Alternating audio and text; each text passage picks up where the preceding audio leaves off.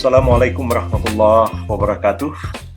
Alhamdulillahirabbil alamin. Wassalatu wassalamu ala hadzal nabiyil karim habibina Muhammad wa ala alihi washabbihi ajmain wa tabi'in wa tabi'it tabi'in wa man tabi'ahum bi ihsanin ila yaumiddin. Ma'alaina ma'hum bi rahmatika ya arhamar rahimin. Yang saya hormati Ketua Panitia Penyelenggara Seminar Bedah Manuskrip Tarikat Syatariah di Kesultanan Cirebon, para pembicara dalam seminar yang berbahagia ini, para ulama, para kiai, para santri, dan keluarga besar Kesultanan Cirebon, hadirin dan hadirat yang saya muliakan.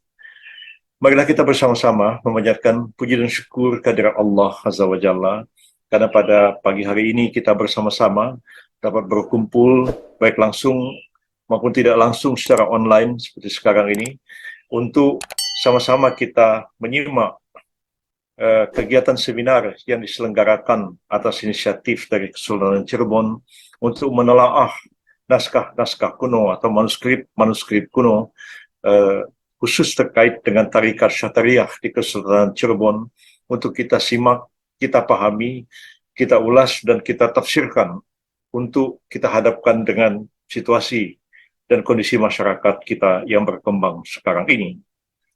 Adalah merupakan satu kehormatan yang besar bagi saya, seorang yang awam dalam tasawuf dan tarikah, karena latar belakang saya belajar hukum, politik, dan belajar filsafat, diajak oleh panitia seminar ini untuk memberikan keynote speech dalam penyelenggaraan seminar yang sangat penting ini. Karena itu saya tidak akan membahas lebih dalam mengenai masalah terkait dengan tasawuf dan khususnya tarikat syatariah, karena nanti menjadi tugas dari para akademisi, para pemakalah dalam seminar ini untuk menguraikan hal-hal tersebut, untuk memperdalam wawasan dan pengetahuan serta pemahaman kita terhadap tarikat syatariah yang berkembang di Kesultanan Cirebon pada khususnya dan di kawasan Nusantara pada umumnya. Sebagaimana kita maklum, Islam telah berkembang sejak awal abad ke-6 Masehi sampai sekarang ini, dan terus-menerus akan berkembang dan berhadapan dengan zaman yang juga terus-menerus akan mengalami perubahan. Kita semua sama-sama berpegang kepada Al-Quran dan Sunnah Rasulullah Sallallahu Alaihi Wasallam yang diwariskan kepada kita sesuai dengan pesan beliau. Jika kita berpegang teguh kepada keduanya, maka kita tidak akan tersesat untuk selama-lamanya. Namun zaman akan terus berkembang, ya. Islam akan terus melebarkan sayapnya ke bagian-bagian dunia yang mungkin sebelumnya tidak pernah tersentuh oleh Islam, dan Islam akan berhadapan dengan tantangan-tantangan baru di banyak tempat, termasuk juga dengan tantangan-tantangan besar yang dihadapi di bumi Nusantara kita ini. Adalah tugas kita bersama untuk menafsirkan Islam, memahami Islam lebih dalam, dan menghadapkan Islam itu dengan problema yang kita hadapi sekarang. Tapi upaya seperti itu akan sia-sia jika kita tidak melihat ke belakang, kita tidak menoleh kepada sejarah bagaimana Al-Quran dan Sunnah yang ditinggalkan oleh Rasulullah SAW itu telah diulas, dibahas, ditafsirkan oleh para ulama, para cendekiawan Islam, para filsuf, para sufi di zaman-zaman yang lalu, dan dihadapkan kepada situasi dan kondisi masyarakat mereka pada zaman itu. Kita pun sekarang memerlukan satu pemahaman baru, memerlukan satu tafsiran yang baru terhadap semua aspek ajaran Islam, karena kita berhadapan dengan tantangan yang berbeda dari tantangan-tantangan yang dihadapi oleh para pendahulu kita, oleh generasi-generasi sebelum kita.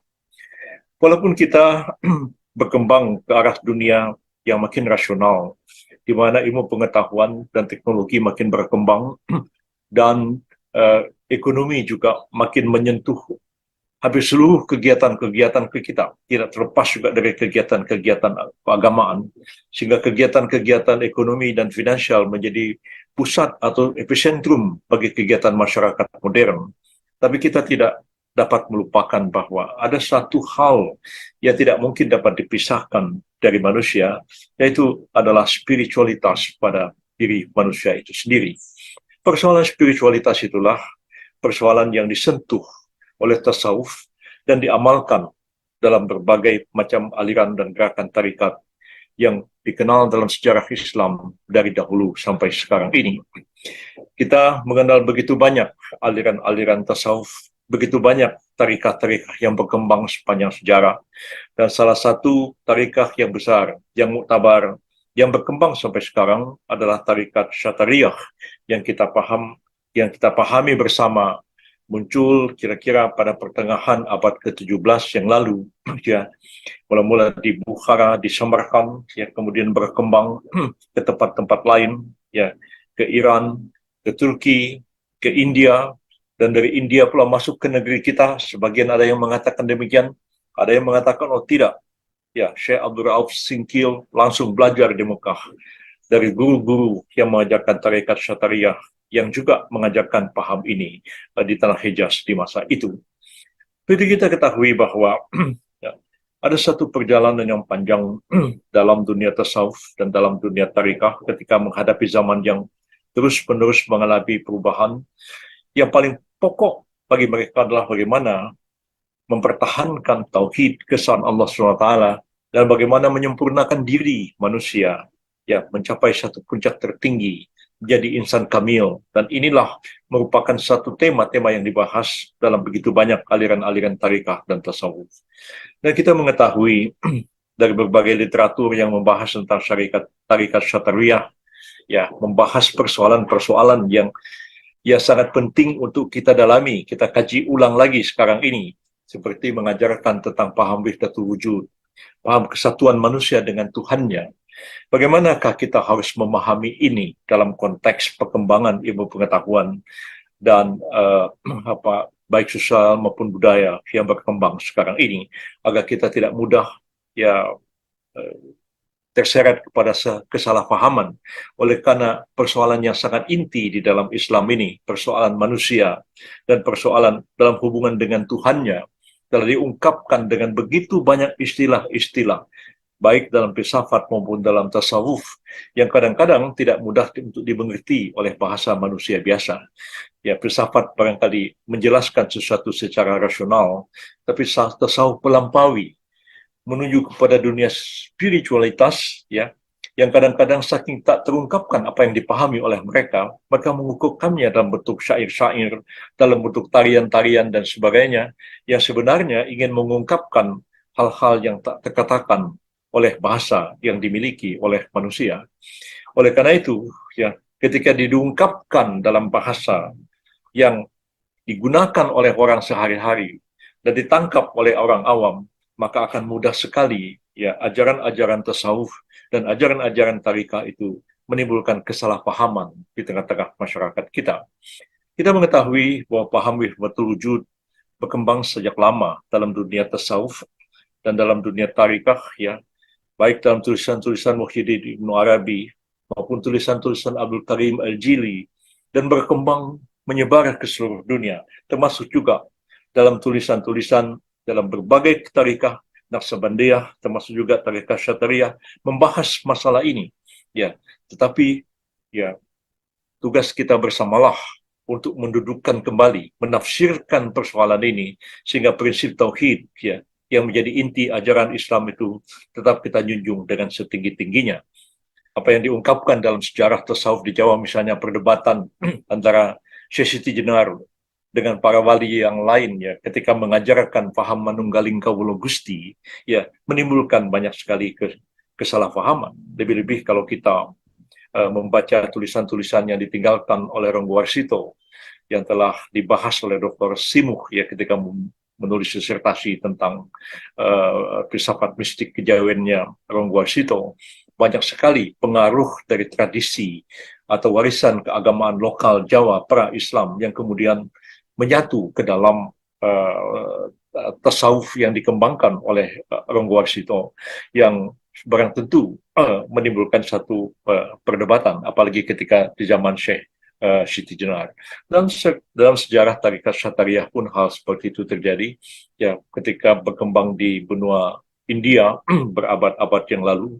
Pernah pula ya, aliran-aliran lokal, ya, seperti yoga dipraktekkan, ya, di dalam tarikah ini. Ya, padahal kita tahu bahwa yoga sebenarnya adalah sesuatu yang akar pada spiritualitas Hinduisme yang berkembang di negeri Hindustan. Tetapi ya praktek bisa terjadi seperti itu. Begitu juga ketika kita membicarakan tentang Allah, ya kita melihat banyak sekali manuskrip Jawa ya menafsirkan huruf-huruf yang menuliskan kata Allah alif lam lam ha ya yang kemudian masuk pengaruh daripada mistik Jawa dalam menafsirkan ya maksud-maksud ajaran yang sebenarnya berakar pada ajaran Islam. Hal semacam itu sebenarnya kalau lihat dari sejarah agama-agama atau lihat dari sosiologi agama adalah sesuatu yang lumrah terjadi.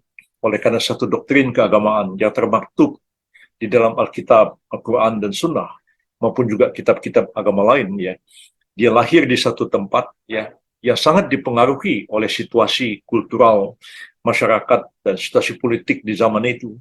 Kemudian dia menyebar ke daerah lain. Dia akan menghadapi benturan dengan kebudayaan lokal. Dia akan menghadapi benturan dengan juga tradisi keagamaan lokal. Akan berhadapan dengan kekuasaan lokal dan sebagainya.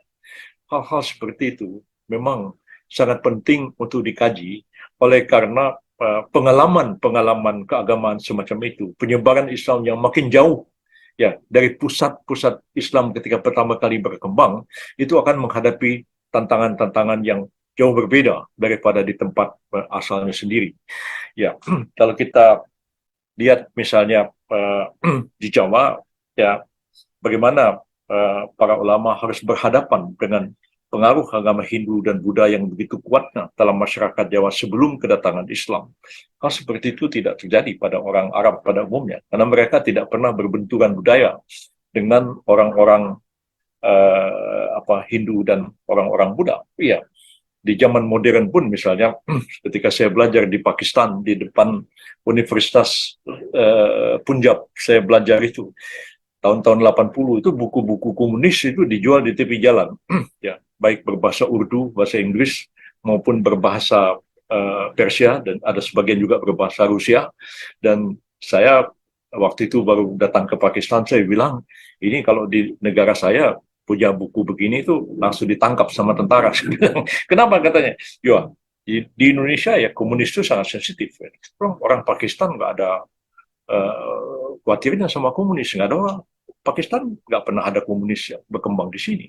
Nah, jadi ketika saya menginterview Said Abdul Alam Maududi, tokoh dari Jamaat Islami yang menulis buku Islam Menentang Komunisme, dan saya dengarkan jawaban-jawaban beliau, saya baca bukunya.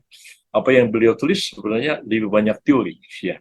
Ya, mungkin dibandingkan saya pribadi, ya, bapak saya ketua cabang partai Masyumi, ya, tetangga saya itu ada ketua PKI, ya, ada tokoh pemuda rakyat, perbenturan konflik dengan komunis itu nyata, ya.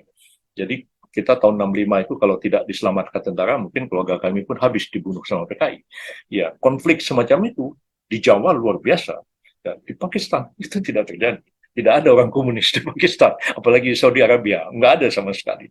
Nah, jadi kita menghadapi satu tantangan yang uh, spesifik, ya, di negeri kita ini. Kita di tengah-tengah negeri yang beragam seperti ini, bukan hanya beragam dalam artian eksternal kita menghadapi komunitas agama lain, tapi internal kita pun kita memiliki keragaman pula yang barangkali tidak ada di tempat-tempat atau di negara-negara yang lain. Tapi bagi saya justru ini sangat penting oleh karena terjadi perbenturan antara doktrin Islam dengan budaya lokal atau pengaruh agama-agama yang ada sebelumnya, dan di situ terjadi semacam satu pergulatan memperkaya khazanah wawasan dan menimbulkan gerakan-gerakan pemurnian ya untuk memahami Islam secara lebih dekat kepada pemaksud-maksud Islam itu sendiri, dan demikian pula dalam pelaksanaan Islam di tengah-tengah masyarakat yang seperti itu. Jadi saya tetap menganggap penting apa yang diselenggarakan pada hari ini, membedah manuskrip Syatariah yang ada di Kesultanan Cirebon. Ya, saya mempunyai beberapa lah, tidak dikatakan sangat banyak, karena kadang-kadang membelinya juga sangat mahal dari orang-orang kampung di berbagai tempat yang kadang-kadang ada yang sukarela menyerahkan, ada juga yang kadang-kadang meminta pembayaran cukup mahal terhadap manuskrip yang ditulis baik dengan huruf Arab berbahasa Jawa, uh, bahkan sebagian ada juga berbahasa Madura, uh, huruf Arab berbahasa Jawa dan Madura, dan kalau di Sumatera kita masih memiliki naskah-naskah yang ditulis dengan huruf Arab berbahasa Melayu, uh, yang uh, sebenarnya kalau kita tidak jaga dan pelihara, naskah-naskah itu bisa hilang, ya, bisa musnah dimakan oleh waktu. Saya mempunyai banyak naskah-naskah lontar dalam bahasa Sasak ataupun dalam bahasa Bali, dan beberapa lontar dalam bahasa Bugis, ya, yang itu dipegang pun sudah agak susah karena sudah sangat rapuh.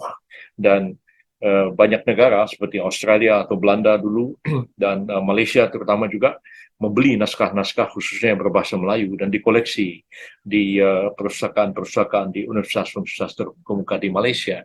Saya pernah bicara dengan Pak Kamarudin Hidayat yang sekarang menjadi Rektor Universitas Islam Internasional. Saya katakan, Pak Komar, coba disediakan anggaran, dibeli ini naskah-naskah ini.